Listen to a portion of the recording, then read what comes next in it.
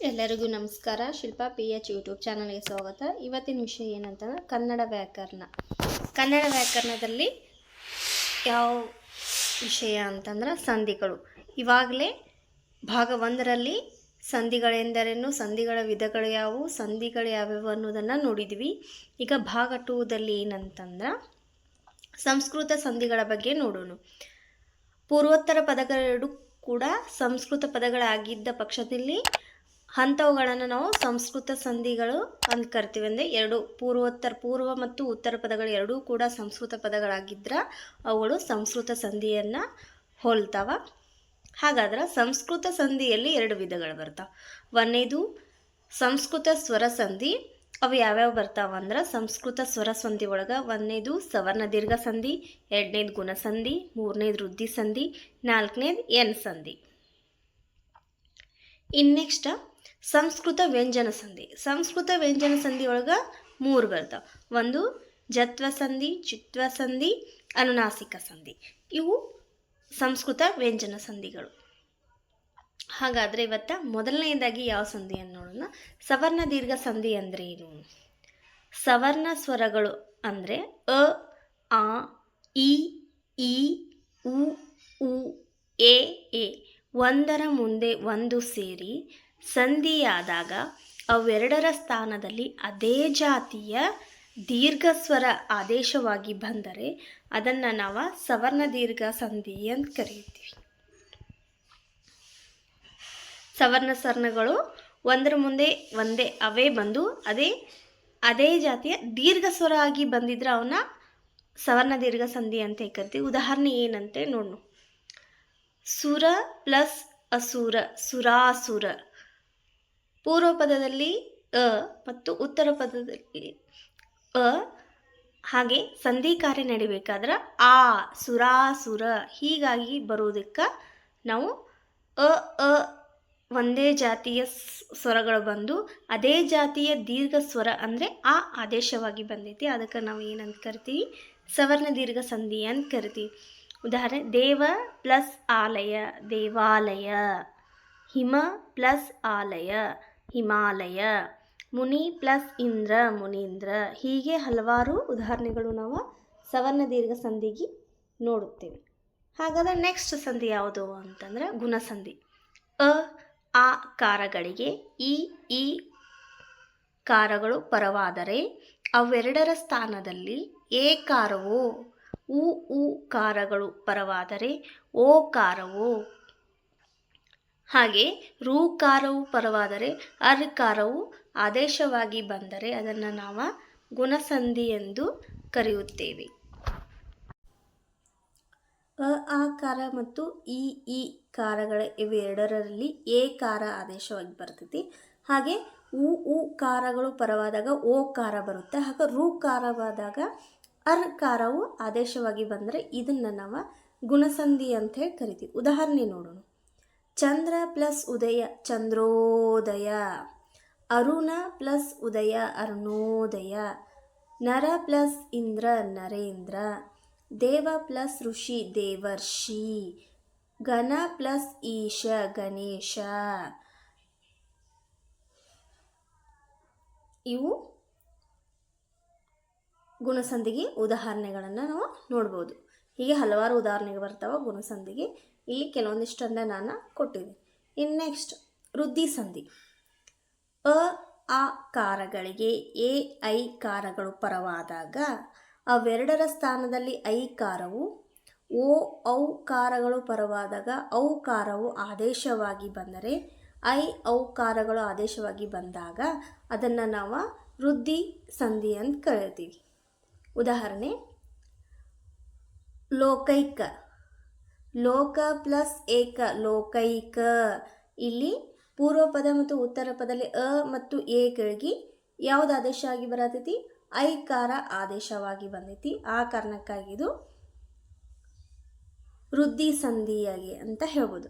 ಜನೈಕ್ಯ. ಜನ ಪ್ಲಸ್ ಐಕ್ಯ, ಜನೈಕ್ಯ. ಅಷ್ಟೈಶ್ವರ್ಯ. ಅಷ್ಟ ಪ್ಲಸ್ ಐಶ್ವರ್ಯ, ಅಷ್ಟೈಶ್ವರ್ಯ.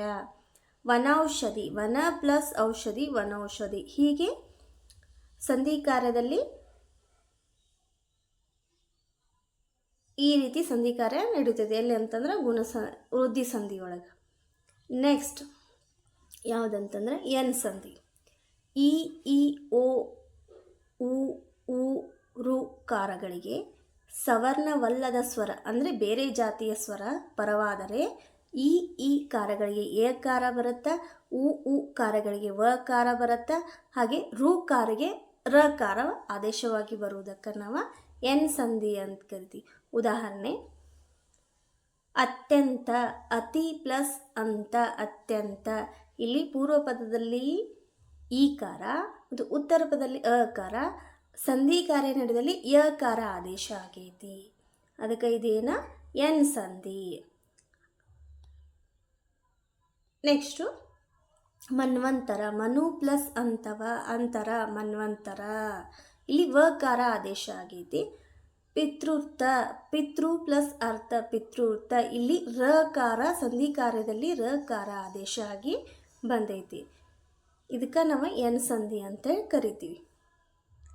ಕೋಟಿ ಪ್ಲಸ್ ಅದಿಶ, ಕೋಟ್ಯಾದಿಶ. ಮನು ಪ್ಲಸ್ ಆದಿ, ಮನ್ವಾದಿ. ಹೀಗೆ ಹಲವಾರು ಉದಾಹರಣೆಗಳನ್ನು ನಾವು ಎನ್ ಸಂಧಿಗೆ ನೋಡ್ಬೋದು. ನೆಕ್ಸ್ಟ್ ಯಾವುದಂತಂದ್ರೆ ಜತ್ವ ಸಂಧಿ. ಇದು ಸಂಸ್ಕೃತ ವ್ಯಂಜನ ಸಂಧಿ ಆಗೈತಿ. ಇನ್ನುವರೆಗೂ ನಾವು ಸಂಸ್ಕೃತ ಸ್ವರ ಸಂಧಿಗಳನ್ನು ನೋಡಿದ್ವಿ. ಈಗ ಸಂಸ್ಕೃತ ವ್ಯಂಜನ ಸಂಧಿಗಳನ್ನು ನೋಡೋಣ. ಅವು ಯಾವುದು? ಫಸ್ಟ್ ಏನಂದ್ರೆ ಜತ್ವ ಸಂಧಿ. ಪೂರ್ವ ಪದದ ಕೊನೆಯಲ್ಲಿರುವ ವರ್ಗ ಪ್ರಥಮಾಕ್ಷರಕ್ಕೆ ಅಂದರೆ ಕ, ಚ, ಟ, ತ, ಪ ಗಳಿಗೆ ಅದೇ ವರ್ಗದ ತೃತೀಯ ಅಕ್ಷರಗಳು ಅಂದರೆ ಗ, ಜ, ಡ, ದ, ಬ ಗಳು ಆದೇಶವಾಗಿ ಬಂದರೆ ಅದನ್ನು ಜತ್ವ ಸಂಧಿ ಅಂತೇಳಿ ಕರಿತೀವಿ. ಇಲ್ಲಿ ಉತ್ತರ ಪದ ನಾವು ಲೆಕ್ಕಕ್ಕೆ ಹಿಡಂಗಿಲ್ಲ, ಯಾವಾಗಿದ್ರೂ ಪೂರ್ವ ಪದವನ್ನು ಲೆಕ್ಕಕ್ಕೆ ಹಿಡಿತೀವಿ. ಉದಾಹರಣೆ ನೋಡೋಣ. ಇಲ್ಲಿ ಕ ಬದಲಾಗಿ ಯಾವ್ದು ಬರುತ್ತೆ? ಗ ಬರುತ್ತೆ. ಚ ಬದಲಾಗಿ ಜ ಬರುತ್ತೆ. ಟ ಬದಲಾಗಿ ಡ ಬರುತ್ತೆ. ಥ ಬದಲಾಗಿ ದ ಬರುತ್ತೆ. ಪ ಬದಲಾಗಿ ಬ ಬರುತ್ತೆ. ಇಲ್ಲಿ ನೋಡೋಣ ಉದಾಹರಣೆ. ವಾಕ್ ಪ್ಲಸ್ ಇಶ, ವಾಗೀಶ. ಜಗತ್ ಪ್ಲಸ್ ಗುರು, ಜಗದ್ಗುರು. ದಿಕ್ ಪ್ಲಸ್ ದೇಶ, ದಿಗ್ದೇಶ. ಸತ್ ಪ್ಲಸ್ ಉದ್ಯೋಗ, ಸದ್ಯುದ್ಯೋಗ. ವಾಕ್ ಪ್ಲಸ್ ದೇವಿ, ವಾಗ್ದೇವಿ. ನೋಡು, ಕದ ಬದಲಾಗಿ ಗ ವಾಗಿ ಆದೇಶವಾಗಿ ಬಂದೈತಿ. ಇಲ್ಲೂ ಪ್ಲಸ್ ವಾಕ್ ಪ್ಲಸ್ ಇಶ, ಅಲ್ಲಿಯೂ ಕೂಡ ಗ ಆದೇಶವಾಗಿ ಬಂದೈತಿ. ಅಚ್ ಪ್ಲಸ್ ಅಂತ, ಅಜಂತ. ಚ ಬದಲಾಗಿ ಏನು ಬಂದೈತಿ? ಜ ಆದೇಶವಾಗಿ ಬಂದೈತಿ. ದಿಕ್ ಪ್ಲಸ್ ವಿಜಯ, ದಿಗ್ವಿಜಯ. ಇಲ್ಲಿ ಕ ಬದಲಾಗಿ ಗ ಆದೇಶವಾಗಿ. ಚಿತ್ ಪ್ಲಸ್ ಆನಂದ, ಚಿದಾನಂದ. ಇಲ್ಲಿ ತ ಬದಲಾಗಿ ದ ಆದೇಶವಾಗಿ. ಇವು ಯಾವ ಸಂಧಿ ಅಂತಂದ್ರೆ ಜತ್ವ ಸಂಧಿಗೆ ಉದಾಹರಣೆ. ಏನಂತಾರೆ? ಕ, ಚ, ಟ, ತ, ಪಗಳಿಗೆ ಗ, ಜ, ಡ, ದ, ಬಗಳು ಆದೇಶವಾಗಿ ಬರೋದಕ್ಕೆ ಜತ್ವ ಸಂಧಿ ಅಂತ ಕರಿತೀವಿ. ಇನ್ನು ಚುತ್ವ ಸಂಧಿ. ಸ ಕಾರ ಮತ್ತು ತ ವರ್ಗ ಅಕ್ಷರಗಳಿಗೆ ಶಕಾರ, ಚ ವರ್ಗ ಅಕ್ಷರಗಳು ಪರವಾದಾಗ ಸಕಾರಕ್ಕೆ ಶ ಕಾರವು, ತ ವರ್ಗಕ್ಕೆ ಚ ವರ್ಗವು ಆದೇಶವಾಗಿ ಬರ್ತದೆ. ಇಲ್ಲಿ ಸಕಾರ ಬಂತಂದ್ರೆ ಅದಕ್ಕೆ ಶ ಆದೇಶವಾಗುತ್ತೆ, ಮತ್ತು ತ ವರ್ಗಕ್ಕೆ ಬಂತಂದ್ರೆ ಚ ವರ್ಗ ಆದೇಶವಾಗಿ ಬರುತ್ತೆ. ಅಥವಾ ಪೂರ್ವಪದ ಕೊನೆಯಲ್ಲಿರುವ ಸ ಮತ್ತು ತ, ಥ, ಧ, ಧ, ನ ಗಳಿಗೆ ಶ, ಛ, ಛ, ಜ, ಜ, ಯ ಗಳ ಆದೇಶವಾಗಿ ಬರುವುದಕ್ಕೆ ಚುತ್ವ ಸಂಧಿ ಅಂತ ಕರಿತೀವಿ. ಉದಾಹರಣೆ ಏನಪ್ಪ? ಇಲ್ಲಿ ಸ ಕ ಶ ಬರುತ್ತೆ, ತ ಕ ಛನು ಬರ್ಬೋದು, ಜನು ಬರ್ಬೋದು. ನೋಡೋಣ. ಮನಸ್ ಪ್ಲಸ್ ಶುದ್ಧಿ, ಸ ಕ ಮನಃಶುದ್ಧಿ. ಶಕಾರ ಸ ಬದಲಾಗಿ ಶ ಆದೇಶವಾಗಿ ಸಂಧಿ ಕಾರ್ಯದಲ್ಲಿ ಶ ಆದೇಶವಾಗಿ ಬಂದೈತಿ. ಜಗತ್ ಪ್ಲಸ್ ಜ್ಯೋತಿ, ಜಗಜ್ಯೋತಿ. ಇಲ್ಲೂ ಕೂಡ ಏನಾಗೈತಿ? ಜಗತ್ತ ಬದಲಾಗಿ ಜ ಆದೇಶ, ಜೋ ಆಗಿ ಆದೇಶವಾಗಿ ಬಂದೈತಿ. ಸತ್ ಪ್ಲಸ್ ಜನ, ಸಜ್ಜನ. ಪಯಸ್ ಪ್ಲಸ್ ಶಯನ, ಪಶ್ಯನ. ಶರತ್ ಪ್ಲಸ್ ಚಂದ್ರ, ಶರತ್ಚಂದ್ರ. ಸತ್ ಪ್ಲಸ್ ಚಿತ್ರ, ಸಚ್ಚಿತ್ರ. ಹೀಗೆ ಮುಂತಾದ ಶಬ್ದಗಳು ಶುತ್ವ ಸಂಧಿಗೆ ಉದಾಹರಣೆಗಳಾಗಿದ್ದವು. ಇನ್ನು ಅನುನಾಸಿಕ ಸಂಧಿ. ಪೂರ್ವ ಪದದ ಕೊನೆಯಲ್ಲಿರುವ ವರ್ಗ ಪ್ರಥಮಾಕ್ಷರಗಳಿಗೆ ಕ, ಚ, ಟ, ತ, ಪ ಸಂಧಿ ಪದದಲ್ಲಿ ವರ್ಗ ಪಂಚಮಾಕ್ಷರಗಳು ಅಂದರೆ ಯ, ಞ, ನ, ನ, ಮ ಅಕ್ಷರಗಳು ಆದೇಶವಾಗಿ ಬಂದರೆ ಅವುಗಳನ್ನ ಅನುನಾಸಿಕ ಸಂಧಿ ಅಂತೇಳಿ ಕರಿತೀವಿ. ಉದಾಹರಣೆ ವಾಕ್ ಪ್ಲಸ್ ಮಯ, ವಾಂಗ್ಮಯ. ಜಗತ್ ಪ್ಲಸ್ ಮಾತಾ, ಜಗತ್ ಮಾತಾ. ತತ್ ಪ್ಲಸ್ ಮಾಯ ತನ್ಮಯ, ಸತ್ ಪ್ಲಸ್ ಮಾನ ಸನ್ಮಾನ, ಹೀಗೆ ಮುಂತಾದ ಉದಾಹರಣೆಗಳನ್ನು ನಾವು ಅನುನಾಸಿಕ ಸಂಧಿಗೆ ನೋಡ್ಬೋದು. ಕ ಕ ಯ ಆದೇಶವಾಗಿ ಬರುತ್ತೆ, ಚ ಕ ಯ ಆದೇಶವಾಗಿ ಬರುತ್ತೆ, ಟ ಕ ನ ಆದೇಶವಾಗಿ ಬರುತ್ತೆ, ತ ಕ ನ ಆದೇಶವಾಗಿ ಬರುತ್ತೆ, ಪ ಕ ಮ ಆದೇಶವಾಗಿ ಬರುತ್ತೆ. ಇವು ಅನುನಾಸಿಕ ಸಂಧಿಗಳು ಅಂತ ಹೇಳಿ ಕರಿತೀವಿ. ಇವು ಇಷ್ಟು ಸಂಸ್ಕೃತ ಸಂಧಿಗಳು. ಇಷ್ಟು ಗೊತ್ತಾಯಿತು ಅಂತ ಅನ್ಕೊತೀನಿ. ಒಂದು ಅನುನಾಸಿಕ ಸಂಧಿ, ದ್ವಿತ್ವ ಸಂಧಿ, ಜತ್ವ ಸಂಧಿ ಇವು ಸಂಸ್ಕೃತ ವ್ಯಂಜನ ಸಂಧಿಗಳು. ಇನ್ನು ಎನ್ ಸಂಧಿ, ಗುಣಸಂಧಿ, ವೃದ್ಧಿ ಸಂಧಿ, ಸವರ್ಣ ದೀರ್ಘ ಸಂಧಿ ಇವೆಲ್ಲವೂ ಕೂಡ ಏನಂತಂದ್ರೆ ಸಂಸ್ಕೃತ ವ್ಯಂಜನ ಸಂಧಿಗಳು. ಇವಿಷ್ಟೂ ನಿಮಗೆ